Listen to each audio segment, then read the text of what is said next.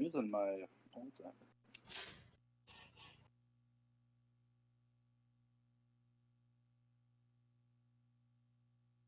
All right, guys, take it away.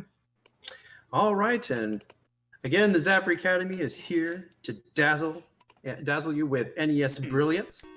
So we have, again, Carter44 and Old School McFly. Hello again.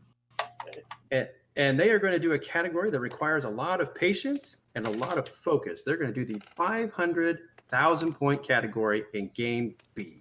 So since they're going to be doing this for probably about 12 to 15 minutes, I can explain a lot of the game as we're watching ducks go down. So I will go ahead and give them the 5-second count, and we'll get started.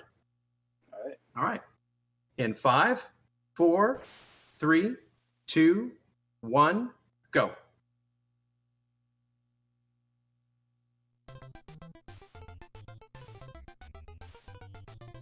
All right, so everybody's favorite sprite is the dog. So on the first round, there's only 2 types of ducks that you're going to see. You'll see the basic point duck, which is a black and green duck, and then you will see a purple and blue duck. The black and green duck at this point is only worth about 500 points. The purple and blue duck is worth 1,000 points. Now, many of you probably remember when you were younger and playing this game that anytime you missed both ducks, the dog would pop up and would laugh at you. So unfortunately, in the NES version, you can shoot as much as you want at the dog, and you're probably not going to hit him. However, if you play the versus duck hunt, there is a screen where you can shoot the dog, and he gets all sorts of grumpy, and he even looks kind of burned up and stuff. It's kind of funny. But that's the only game that you can actually shoot him in. So once you hit round 2 is where you can start seeing the black and red duck. So at this point, the black and red duck is worth 1,500 points. So you would think that the red and black duck would always be the harder duck to hit. Well, my friends, common sense will unfortunately fail you there. It is random which ducks are going to be faster and more obnoxious to hit and juke you than the other. So you can have a lowest point duck moving all over the place, like it has places to go. And then you can have the higher point duck that moves super slow. Now, it looks like Old School is having some issues with his internet stream because the stream is kind of frozen. So part of that is because he's using hotel Wi-Fi.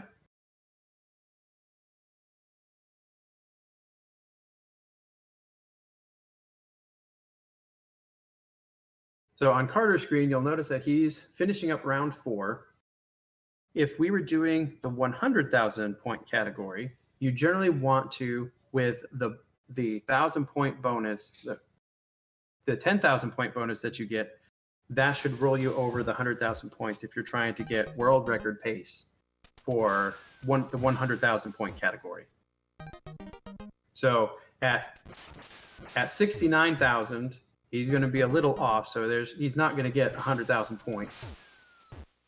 And then unfortunately, it sounds like Old School actually got fully disconnected from the hotel Wi-Fi. But that's part of Rogue HQ, right? Not only does the games have RNG, but the environment. Even the hotel had RNG in play today.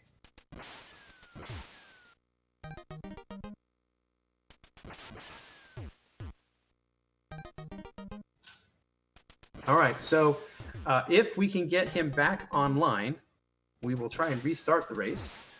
But until then, I think Carter's going to keep going.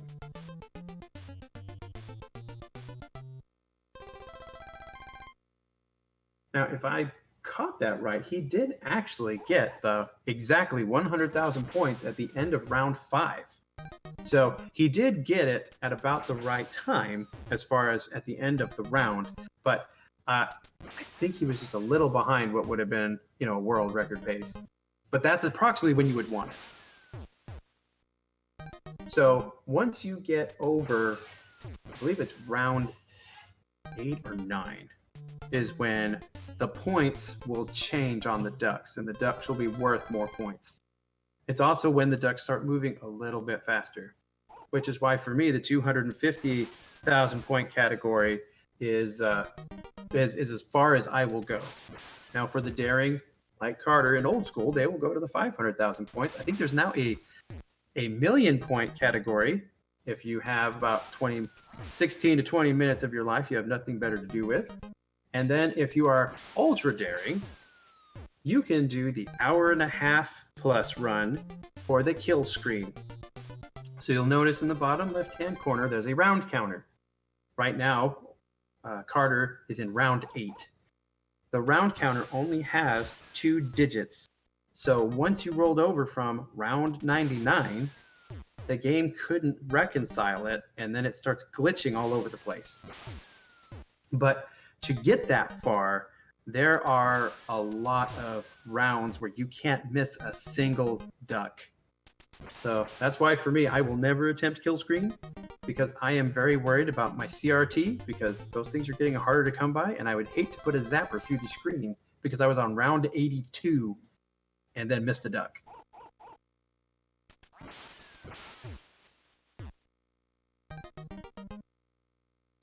So it looks like Carter is closing in on the 200,000 points.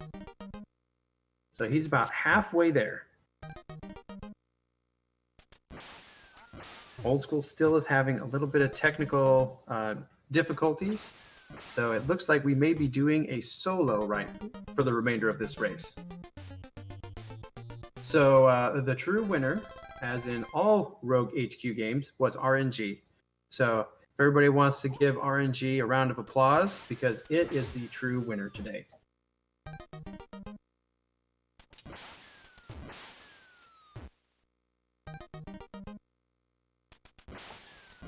All right, so we are finishing up round 10. So for the 250,000 point category, you generally want to finish up as you're getting close to round 12.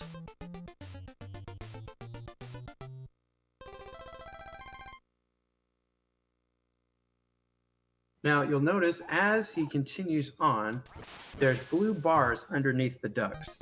So as the game continues to artificially increase the difficulty, they make it so that you can miss fewer and fewer ducks. So when we started out, you could still miss around, I think it was like 5.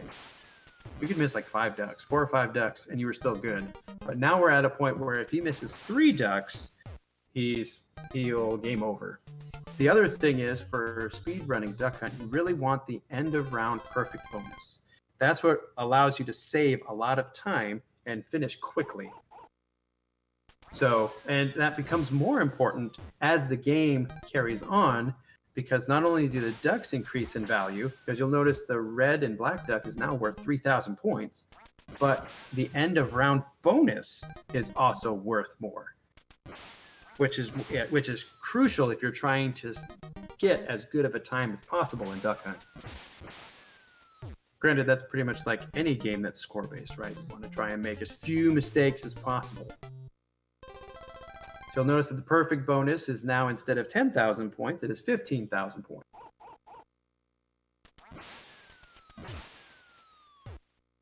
And that was a pretty good screen. So ideally, we would prefer 2 red and black ducks.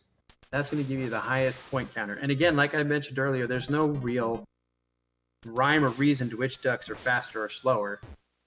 When I first started running the game, I thought that was the case, but then as I was reading up on it, it sounds that the speed of the ducks is completely random. Now, I asked our participants before we started if either of them was going to try and do early ducking. So there is actually an algorithm where you can try and catch the duck before it ever exits the grass. So the sprite and the hitbox are live as soon as it starts to come out of the grass. And there's a way that, depending on where the dog pops up and where the previous duck came down, you can almost guess where that duck is going to come out. The issue you run into is if you guess wrong, or you're a couple pixels off and you miss that hitbox, you're going to lose a shot, and you only have 3 bullets to get 2 ducks. Now, the reason that most people want to do game B is because with 2 ducks, it makes it so much faster to get through the game.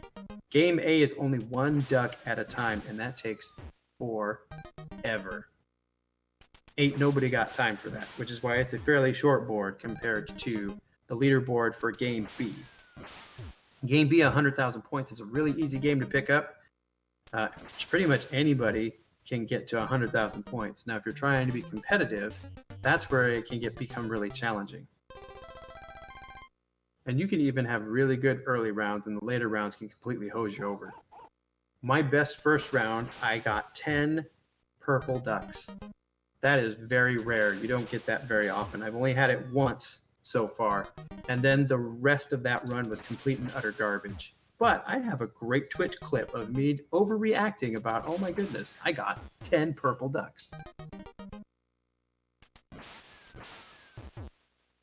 All right, so now the perfect bonus is up to 20,000 points. So again, we have transitioned up. The difficulty is a little bit more. Now Carter can only miss 1 duck. If he misses a duck, he loses the perfect bonus. If he misses 2 ducks, it's game over. And this is where the challenge gets even more intense because the ducks are moving faster and there's less room for error.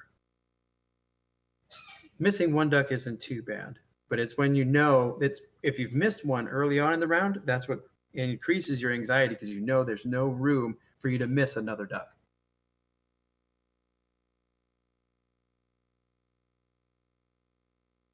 And with that, that should be 500,000 points. And there we have it. GG's to everybody. Sorry that Old School's feed went down. He did the best that he could. Some of it is just things out of our control, which is, for all of you that are watching this, that is definitely a thing that we're used to. And I'm seeing in chat that it could possibly that you all just watched a 500K Game B world record. And it's confirmed.